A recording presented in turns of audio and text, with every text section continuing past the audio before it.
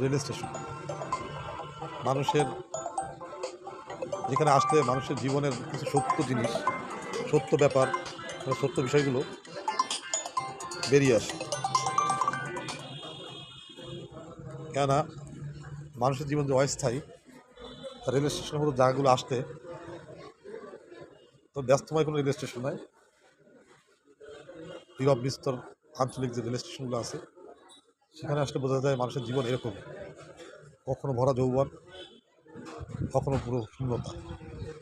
Rail স্টেশনে হঠাৎ গাড়ি আসে, থামে, হাজার হাজার হাজার লোক এখানে ভরে যায়, ব্যস্ততার সময় কাটে, কিচির মিচির কোলাহল শব্দ।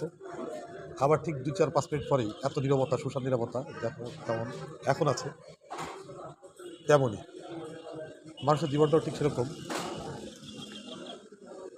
মানুষের জীবনে একসময় খুব ব্যস্ততা, লোক কোলাহল, আর একসময় শূন্যতা, যার আশেপাশে কিছুই নেই।